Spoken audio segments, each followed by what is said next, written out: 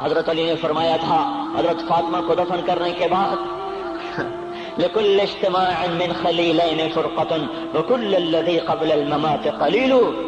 آج فاطمہ کو دفن کرنے کے بعد مجھ پر یہ بات کھل گئی ہے، کوئی کسی کا ساتھ نہیں دے سکتا، کوئی سدا سلامت نہیں رہ سکتے۔ ایسی حسین جوڑی بھی آج بکھر گئی۔ ایسا حسین جوڑا کوئی دنیا میں کہاں سے لائے گا؟ ایسا جمال کوئی کہاں سے لائے گا؟ ایسی جوڑی کوئی کہاں سے لائے گا؟ علی و فاطمہ کی جوڑی کوئی دکھائے تو صحیح، کوئی نبیوں کے بعد کوئی ایسی جوڑی بنی ہو، لیکن آج یہ جوڑی ٹوٹ گئی۔ 24 سال کی عمر میں فاطمہ جدائی دے گئی، 24 برس کی عمر میں جدائی دے کے جا رہی۔ ہاں لیکن بھائی ان کا تو مرنا بھی زندگی تھا۔ پانی کے لیے اپنی خادمہ سے فرمایا میرے غسل کا پانی رکھو، خادمہ نے پانی رکھا، خود غسل فرمایا، پھر اس کے بعد چارپائی کو درمیان میں رکھوایا اور کپڑے پہنے اور فرمایا علی اس وقت کہیں باہر نکلے تھے، فرمایا اب میں مر رہی ہوں، میرا غسل ہو چکا ہے، مجھے دوبارہ غسل نہ دینا، یہی میرا غسل ہے اور علی کو بتا دینا، اور وہ گئی۔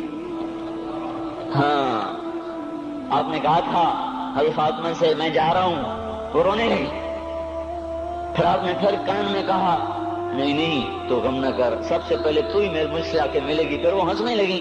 حضرت عائشہ رضی اللہ عنہا دیکھ رہی تھی، پہلے روئی پھر ہنسی، تو کہا یہ کیا بات ہوئی؟ کہا مجھے میرے باپ نے کہا میں جا رہا ہوں تو مجھے رونا آیا، تو پھر انہوں نے فرمایا تو غم نہ کر، سب سے پہلے تو ہی مجھ سے آ کے ملے گی۔ تو پھر میں خوش ہو گئی۔ باپ کے جانے کے صرف 6 مہینے کے بعد ابا سے ملاقات ہو گئی۔ تو حضرت علی فرما رہے ہیں آج دیکھو دیکھو ان افتقادی فاطمہ بعد احمد دلیل علی الا یدوم خلیل۔ آؤ آؤ دیکھو دیکھو، میں نے انہی ہاتھوں سے محمد مصطفیٰ کو قبر میں اتارا تھا، آج انہی ہاتھوں سے میں نے فاطمہ کو اتار دیا۔ آج مجھ سے کہ دنیا کا دھوکہ کھل گیا ہے، مجھے پتہ چل گیا ہے کہ یہاں کوئی دوستی سلامت نہیں رہ سکتی، کوئی گھر آباد نہیں رہ سکتا۔ کل بیت وان طالت سلامتها یوم ستدرکها النکباء والحباب۔ او میرے بھائیو، کوئی گھر کتنا آباد رہے، سلامت رہے، ایک دن آتا ہے کہ مکڑی کے جالوں کے سوا وہاں کچھ نہیں ہوتا، ہواؤں کی سنسناہٹ کے سوا وہاں کچھ نہیں ہوتا۔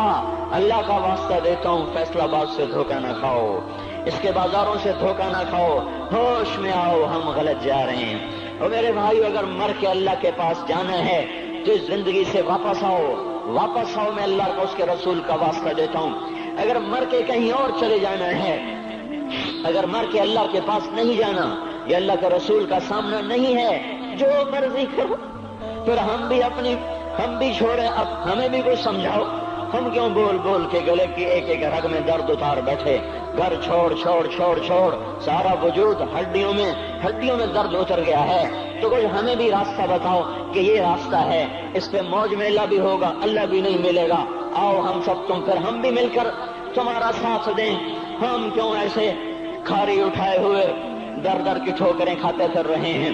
میرے بھائیو، اور اگر ایسا کوئی راستہ نہیں ہے، اور میں بتا رہا ہوں کوئی نہیں ہے، کوئی نہیں ہے، کوئی نہیں ہے، میرے پاس کوئی مضمون نہیں بیان کرنے کو۔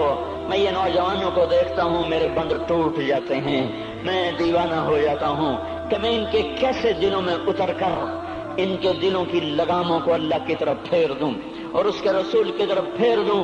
یہ جب گانے بجانے میں ڈوبتے ہیں، جب یہ رقص گاہوں کو چلتے ہیں، جب یہ تاجر غلط تولتے ہیں، اور جب یہ بینک سے قرضے لے کر لمبے لمبے نظام بناتے ہیں، پرائز بانڈ خرید کر دعائیں مانگتے ہیں اللہ میرا بانڈ نکل آئے، او میرا بھائی تجھے کیا ہو گیا؟ تو جوئے پر دعائیں کر رہا ہے کہ یا اللہ میرا بانڈ نکال دے۔ میں کیسے ہوش میں لاؤں؟ میں تو خود مدہوش ہو چکا ہوں۔ میں تو صدمے جیسے آدمی کو پاگل کر دیتے ہیں، دیوانہ کر دیتے ہیں۔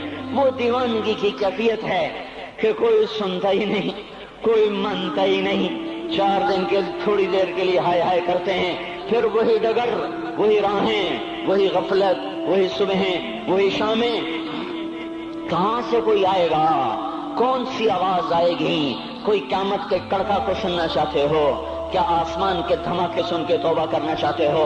क्या आसमान की बिजलियों को कौंधता देखकर फिर तौबा करोगे, या जमीन के कलेजे को फटता देखकर फिर तौबा करोगे, या समंदर की बिफरी मौजों को चढ़ता देखकर फिर तौबा करोगे, या हवाओं के झक्कड़ बगोलों को देखकर फिर तौबा करोगे? नहीं नहीं, फिर तौबा का वक्त